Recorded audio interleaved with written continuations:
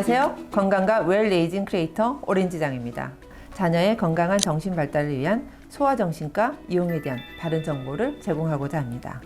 오늘 주제의 전문가이신 최미지 원장님을 모셨습니다. 안녕하세요. 더마음의원 최미지 원장입니다.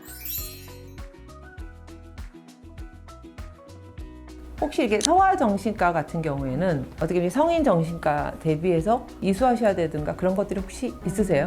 소아정신과 의사들은 전부 전공의를 마친 정신과 전문의들 중에서 소아정신과라는 세부 전공을 2년 정도 더 수련하신 분들만 이제 소아정신과를 전문의가 되는 거죠. 그래서 하버드에서 조금 더 경험을 가지셨는데 좀 궁금한 게 환자들이라든가 부모님들의 인식의 차이가 국내하고 어떻게 보면 좀 해외하고 차이가 있나요? 이제 교포이신데 한국에서 진료를 보신 분 말씀을 들었을 때는 거기도 사실은 똑같이 이제 스티그마는 있었던 것 같아요.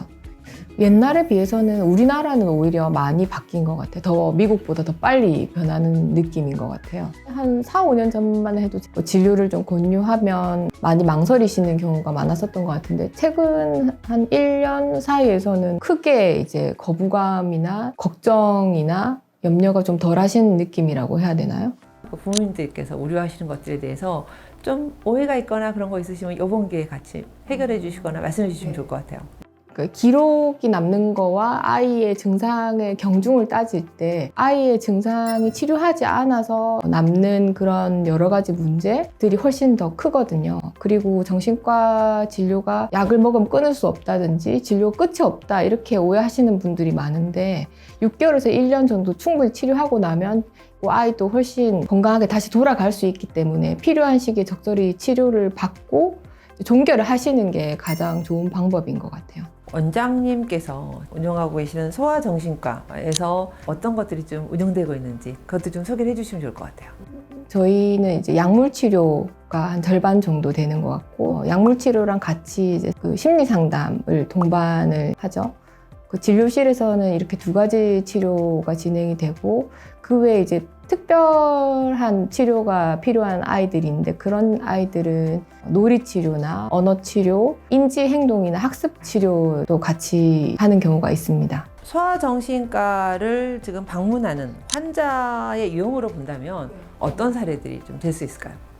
영유아기 유치원 다니는 친구들은 가장 염려하시는 부분은 이제 발달 지연을 제일 염려를 하시는 것 같아요. 말이 늦다든지 대소변 가리기를 어려워한다든지 아니면 이제 부모와 이제 상호작용이 좀 약하다든지 그런 문제가 제일 걱정을 많이 하시는 것 같고 초등학교 이상부터는 ADHD 틱으로 많이 오시는데 학교에서 이제 부정부 문제로 오시면 알고 보면 이제 ADHD로 진단이 되는 경우가 많은 것 같아요. 산만해서 앉아있지 못하고 준비물을 자꾸 잊어버린다든지 선생님 말을 듣지 않고 이제 정리를 계속 못하고 상식적인 수준보다 훨씬 이제 더 강도 면에서 심하다고 해야 될까요? 그러면 이제 보통은 학교나 학원에서 연락이 오고 그때 오시는 경우가 많은 것 같아요. 이제 어머님들이 제일 걱정하시는 게 아이들이 공부를 해야 되는데 왜 게임만 하고 핸드폰만 잡고 있을까 못하게 하시고 핸드폰을 이제 제한하거나 뺏으시는 경우가 가장 많은 것 같아요. 그걸로 트러블이 있는 경우가 제일 많고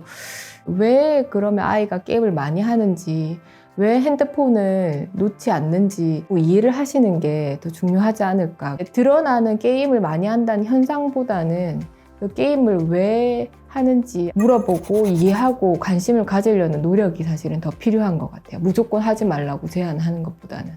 네.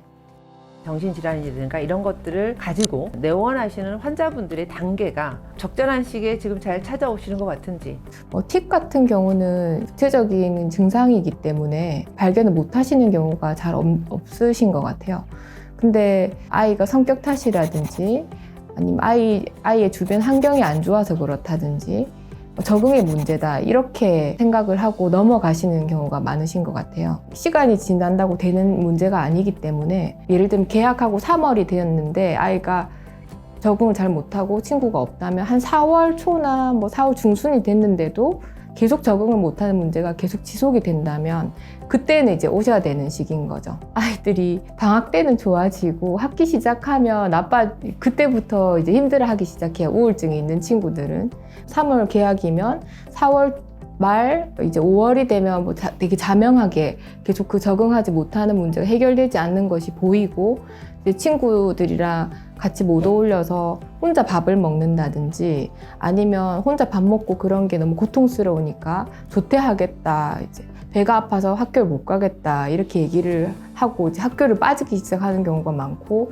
집에서도 이제 스트레스를 받기 때문에 학교에서 받은 스트레스를 풀고 계속 짜증을 내고 이렇게 화를 내고 집으로 그 문제들이 이제 퍼지는 경우가 많죠. 한 학기를 그렇게 놓쳐버리면 정서 발달에 관계된 여러 부분들이 있는데 그 부분이 이제 구멍이 생기는 거겠죠. 교우관계에 문제가 있었던 그 기간만큼 그 구멍의 크기가 커진다고 할 수가 있을 것 같아요. 작은 구멍이 난 것보다는 큰 구멍이 났을 때 캐치업을 해야 되는 아이의 힘듦이 더 이제 뒤따르는 거죠. 그래서 제일 중요한 거는 신호를 놓치지 않고 이게 문제가 아닐 거라 부정하시지 말고 빨리 방문하시면 끝이 없는 질환이 절대 아니거든요. 치료 종결하고 다시 건강한 삶으로 돌아가실 수 있습니다.